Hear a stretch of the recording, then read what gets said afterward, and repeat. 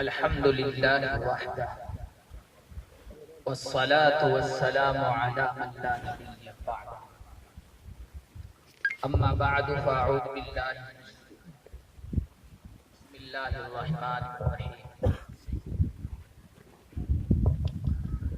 لقد من الله على المؤمنين إذ بعث فيهم رسولا من أنفسهم يتلو عليهم آياته ويزكيهم ويعلمهم الكتاب والحكمة وإن كانوا من قبل لفي ضلال مبين وقال النبي صلى الله عليه وسلم إنما بعثت معلما وقال النبي صلى الله عليه وسلم بعثت لأتمم مكارم الأخلاق وقال النبي صلى الله عليه وسلم بعثت رحمة مهداة او كما قال النبی صلی اللہ علیہ وسلم۔ سب حضرات عقیدت اور محبت کے ساتھ سرکار دو جہاں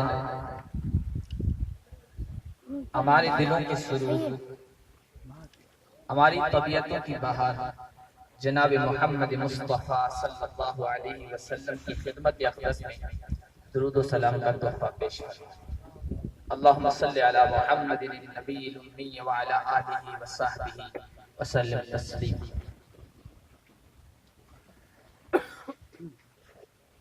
قابل صد احترام حضرت مولانا مفتی ابو بکر صاحب،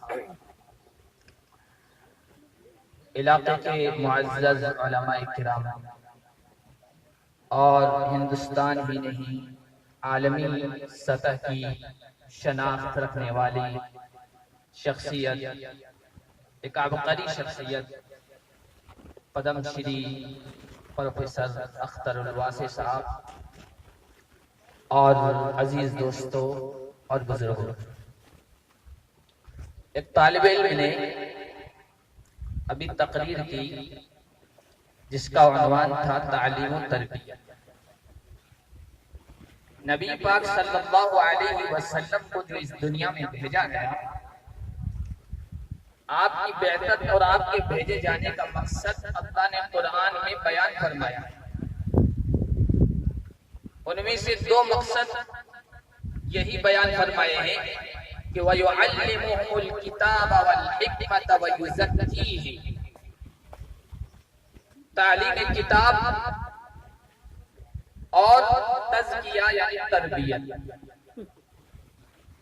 اللہ کے نبی صلی اللہ علیہ وسلم کا اس دنیا میں بھیجا جانا، یہ اللہ تعالیٰ کے ہم پر بے شمار احسانات میں سے ایک احسان، بے شمار عنایتوں میں سے ایک بڑی عنایت۔ اللہ کے احسانات بے شمار ہیں، اس کی عنایتیں اور نوازشیں بے پناہ ہیں۔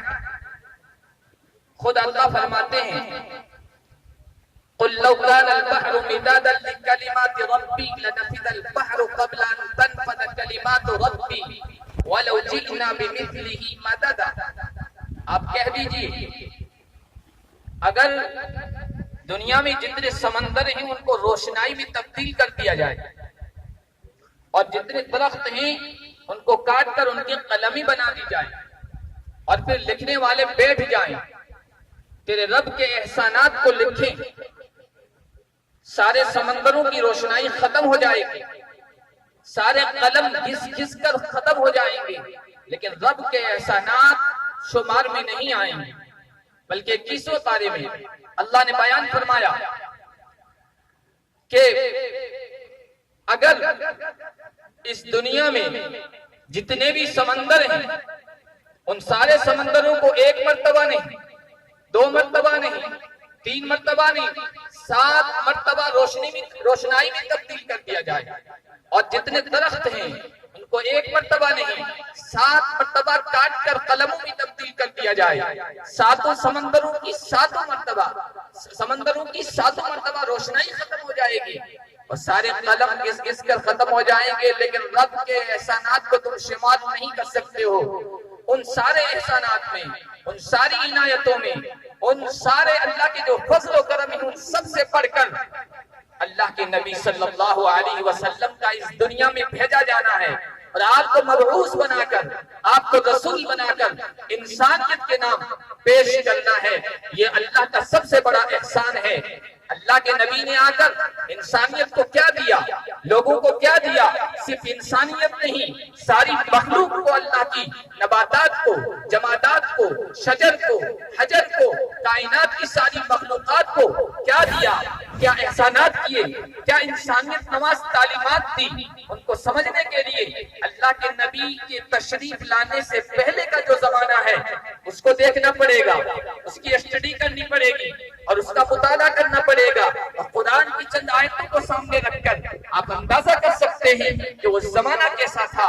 اللہ نے اس سب سے بڑے احسان کا تذکرہ کرتے ہوئے کہا وَاذْكُرُوا نِعْمَةَ اللَّهِ عَلَيْكُمْ إِذْ كُنْتُمْ أَعْدَاءً فَأَلَّفَ بَيْنَ قُلُوبِكُمْ فَأَصْبَحْتُمْ بِنِعْمَتِهِ إِخْوَانًا وَكُنْتُمْ عَلَى شَفَا حُفْرَةٍ مِّنَ النَّارِ فَأَنْقَذَكُمْ مِنْهَا۔ اللہ کے اس احسان کو یاد کرو، اور اس سے پہلے جو حالات تھے وہ کیا تھے؟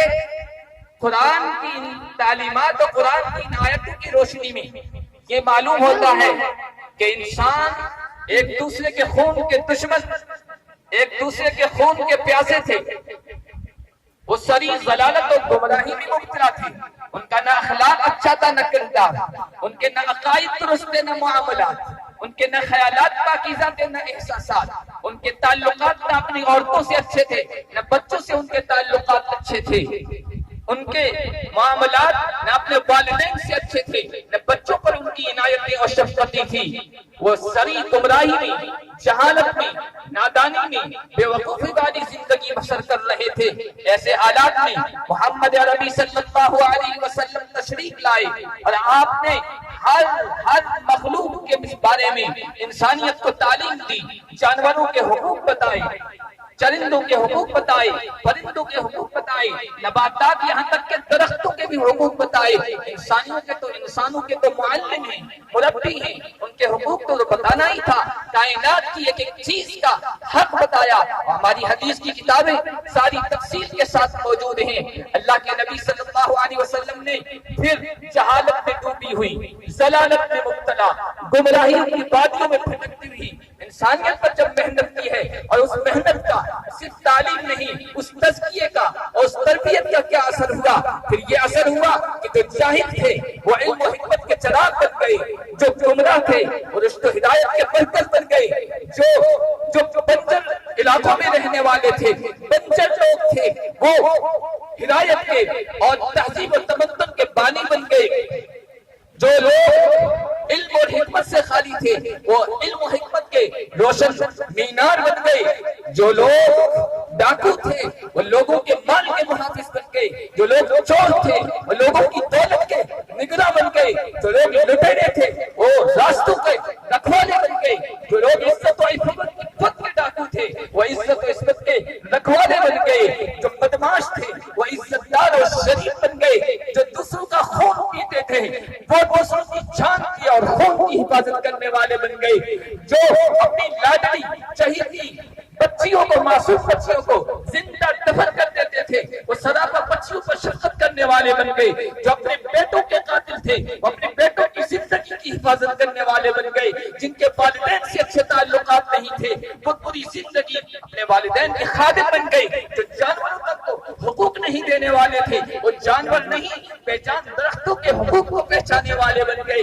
اسی کو کسی کہنے والے نے کہا ہے، بلکہ کسی نے کیا کہا ہے، ایک ہمارے ہندو بھائی پنڈت ہری اختر لال نے کہا ہے، کس نے ذروں کو اٹھایا اور صحرا کر دیا، کس نے قطروں کو ملایا اور دریا کر دیا، کس کی حکمت نے یتیموں کو کیا در یتیم اور غلاموں کو زمانے بھر کا مولا کر دیا۔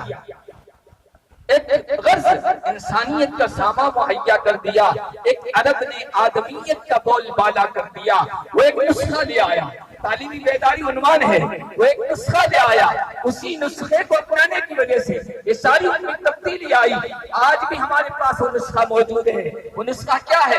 حالی مرحوم کے الفاظ میں، اتر کر حرا سے سوئے قوم آیا، اتر کر حرا سے سوئے قوم آیا اور ایک نسخے کیمیا ساتھ لایا۔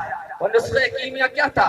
اقرأ باسم ربک الذی خلق، خلق الانسان من علق، اقرأ وربک الاکرم الذی علم بالقلم۔ اتر کر حرا سے سوئے قوم آیا اور ایک نسخہ کیمیا ساتھ لایا۔